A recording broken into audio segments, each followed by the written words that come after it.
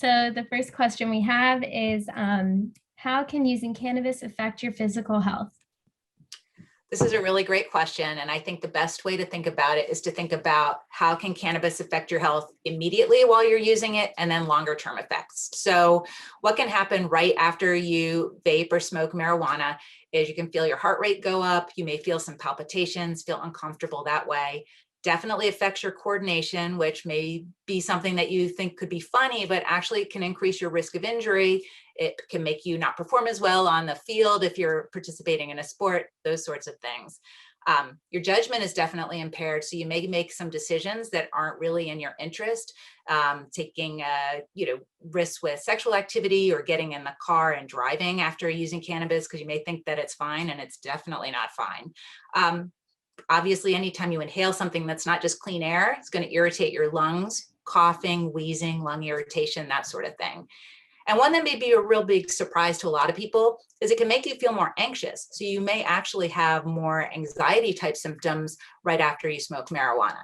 So that's kind of a set of examples of what can happen immediately. So longer term, well, think about the risk of heart disease and lung problems, smoking cigarettes and vaping nicotine, those sorts of things. Well, we see that with marijuana too. I think a lot of people don't realize that smoking marijuana actually does increase your risk of heart attacks down the road.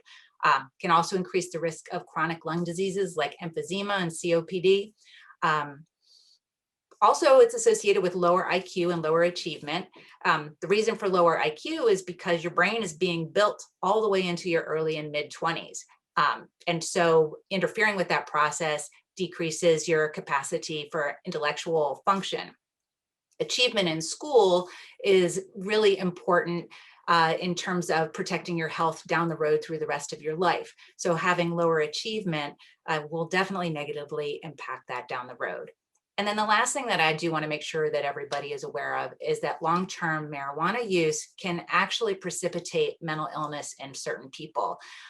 We don't really know all the details here, but we are starting to see an increasing presentation of depression, anxiety, and psychotic related symptoms in some young people that have been using cannabis for a long time. All right. Our next question is, how bad is vaping cannabis? Well, the short answer is vaping cannabis is not safer than smoking joints. So we'll just get that right out right away. We do see that there is lung injury associated with vaping cannabis, just like we see with smoking cigarettes or vaping other substances. One thing that is really concerning is that sometimes when you are vaping cannabis, you use oil as a solution in the vape pen or the vaporizing device. That when that oil gets heated, we have seen a lot of acute lung injury, which you may remember from the news about 2 years ago, where young people with no health problems are ending up in ICUs, on ventilators, lung transplants, even dying. And as we've looked more into this, it seems like it's associated with some of the oil solution, but that doesn't explain all of the cases. The other thing too is that the vaporizer pens, the heat that's released will convert certain chemicals into cancer-causing compounds more efficiently than in a joint or in a cigarette, that sort of thing. And just the natural behavior of when you take an inhalation on a vape device of holding it in, it lets all of this trickle down lower into your lungs where it hits the very delicate tissues there and sets you up for lung damage down the road. Wow. All right. Going on. What are the benefits of medical cannabis, and how can it be beneficial to people with health problems? So I think that this is a great question. And I'm going to answer it a little bit negatively because I think that the conversation around medical marijuana is really a false narrative. This has really been a strategy from lawmakers to, in a stepwise fashion, approach legalization of marijuana for recreational use, which is, a whole other conversation that's worth having. But the problem is that when you take an antibiotic or, you take a pill for your blood pressure, all of those types of medicines have been studied in clinical trials where we can see how does it work best? What is the right dose? What are the side effects? Does the benefit outweigh the risk? We don't have data like that on cannabis or medical marijuana. There are some products that have been approved that are based on either CBD or THC that are used in specific indications like severe seizures in children or nausea associated with chemotherapy, those sorts of things. But we really don't know for a lot of other indications how marijuana would work. We do need to study it. We absolutely do, but the data is just not there yet. And particularly so, there's no data really in teenagers. One other thing to just be aware of is that in those states where medical marijuana is legal and is approved, it's not regulated in the same way that regular medicine is. So it's really hard to know, what are you getting? What is the composition? What is the concentration? Is it pure? Is it held to a certain quality standard? So, that's a long way of coming around to right now, I really would not recommend medical marijuana, in particular for teenagers. Okay. All right, next question. Is it as addictive as other drugs such as nicotine, and is it even addictive at all? So short answer is yes, marijuana is definitely addictive. In terms of relative addiction potential, it's hard to really tease that out because addiction is related to so many different things. But we do know that marijuana is in the top 10 of addictive substances that humans use. You might be surprised to know that about 10% of teens that start using marijuana go on to become addicted.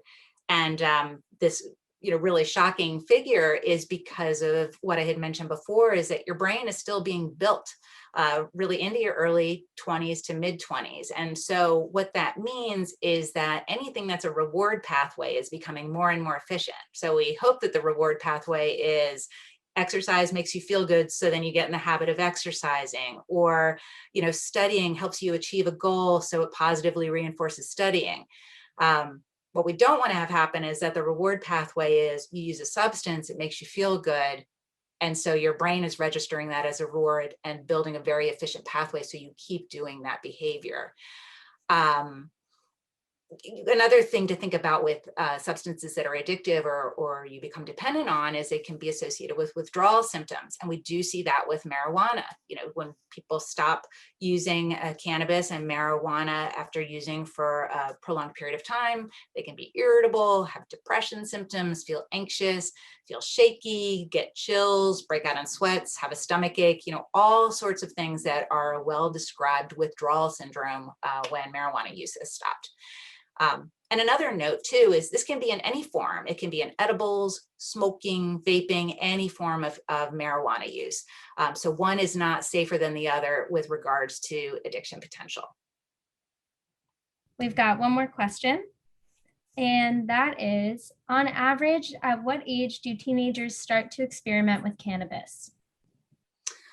I thought this was a really interesting question because I kind of had in my head what I thought it was, but I wanted to try to find numbers. And as you can imagine, this is actually really hard to find. And it makes sense because where are we going to get this information? It's going to be from asking young people themselves, how old were you when you first started using marijuana? And probably you're not going to get really accurate answers. And you're certainly not going to be able to talk to every young person that's out there. The best that I could find is that it's probably around 15. There is a range from like 12 to 16. That's the average window that a young person will first experiment with marijuana. One thing that is interesting to note is that leading to about 2017, we were actually seeing a decline in the rates of marijuana use by young people. But from 2017 to 2020, a really disappointing thing happened, which is that we see that the levels of smoking marijuana, like joints, that type of thing, that actually stayed flat. So that's okay because we had decreased. But what was happening is that in terms of vaping marijuana, those rates were doubling and tripling in 8th graders, 10th graders, and 12th graders. So obviously that's really concerning.